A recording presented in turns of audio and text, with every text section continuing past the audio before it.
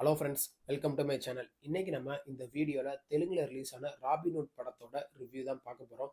இந்த படத்தோட கதையை பற்றி பார்த்தோம்னா, ஹீரோக்கு அப்பா அம்மா யாருமே இல்லை. அதனால அவர் ஒரு ஆசிரமத்தில் வளர்றாரு.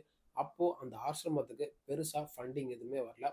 அதனால நம்ம ஹீரோ பெரிய பெரிய ஆட்களோட வீட்டிலலாம் கொள்ளடிக்கிறாரு. அதை வச்சு ஹைதராபாத்தில் இருக்கிற எல்லா ட்ரஸ்ட்டுக்குமே ஃபண்டையும் அனுப்புகிறாரு. கொஞ்ச நாள் கழிச்சு ஒரு பெரிய போலீஸ் ஆஃபீஸரை அந்த கேஸுக்காண்டி அப்பாயின்ட் பண்ணுறாங்க. அதை தெரிஞ்சுக்கிட்ட நம்ம ஹீரோ இனிமேல் நம்ம கொள்ளையடிக்க வேணாம் அப்படின்னு முடிவு பண்றாரு. அதனால ஒரு செக்யூரிட்டி ஏஜென்சில போய் நம்ம ஹீரோ ஜாயின் பண்றாரு. அந்த ஏஜென்சில ஃபர்ஸ்ட் அசைன்மெண்ட்டா ஸ்ரீலீலாவை ஒரு ஊருக்கு கூப்பிட்டு போய் அவங்களோட தாத்தாவை பார்க்கணும். அதுதான் அந்த அசைன்மெண்ட். ஆனா அந்த ஊருக்கு போனவன தான் தெரிய வருது, அங்க இருக்கிற வில்லன் குரூப் அந்த ஊரையே அவங்க கைக்குள்ள வச்சிருக்காங்க அப்படின்னு நம்ம ஹீரோக்கும் ஹீரோயினுக்கும் தெரிய வருது. கடைசியில நம்ம ஹீரோ அங்க இருக்கிற ஆட்கள் எல்லாத்தையுமே காப்பாத்தினாரா இல்லையா? கடைசியில என்னாச்சு? இந்த கொலைக்கும் நம்ம ஹீரோக்கும் என்ன சம்பந்தம்?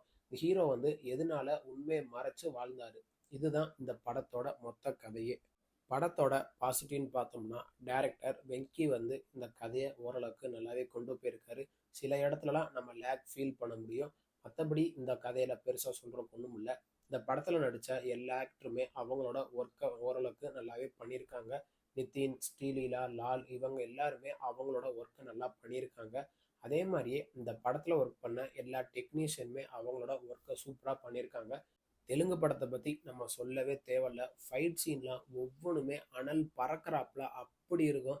அதே மாதிரியே இந்த படத்துலயே ஒரு 4-5 ஃபைட் சீன்லாம் இருக்கு.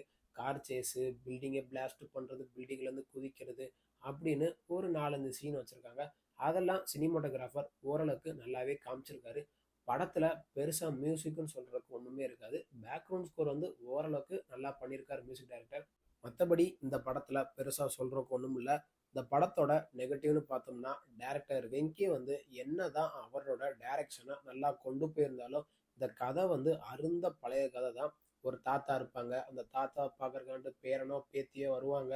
அங்க ஒரு பிரச்சனை நடக்கும். அந்த பிரச்சனையிலேருந்து தாத்தாவை கூட்டு போய் சொந்தக்காரங்களை சேர்த்து வைக்கிறது அப்படிதான் இருக்கும்.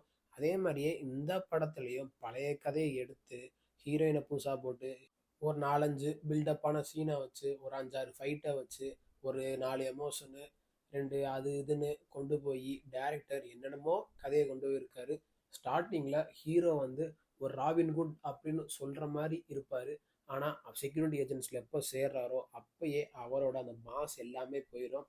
அதுக்கடுத்து படத்துல காமெடி ஓரளவுக்கு நல்லா பண்ணியிருக்காங்க. பெருசா அந்த ஊருக்கு போனோடனே நம்ம காமெடியெல்லாம் எதிர்பார்க்க முடியாது. சீரியஸா பண்றேன் அப்படின்னு சில சீன்லாம் காமெடி பண்ணியிருப்பாங்க. அது ஓரளவுக்கு பார்க்கும்போது நல்லா இருந்துச்சு.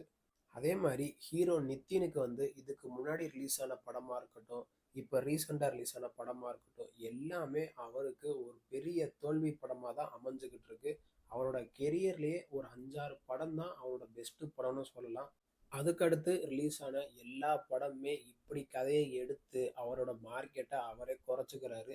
மற்றபடி இந்த படத்துல பெருசா நெகட்டிவ்னு சொல்றதுக்கு ஒன்றும் இல்லை. இந்த படத்துக்கு நம்ம கொடுக்குற ரேட்டிங் பார்த்தீங்கன்னா 10க்கு 4.9 கொடுக்கலாம். இந்த வீடியோ உங்களுக்கு பிடிச்சிருந்தா மறக்காம நம்ம சேனலை லைக் பண்ணி கமெண்ட் பண்ணி ஷேர் பண்ணுங்க. மறக்காம நம்ம சேனலை சப்ஸ்கிரைப் பண்ணி பக்கத்தில் இருக்க பெல் பட்டனை கிளிக் பண்ணி விட்டுருங்க. தேங்க்யூ ஃபார் வாட்சிங் திஸ் வீடியோ.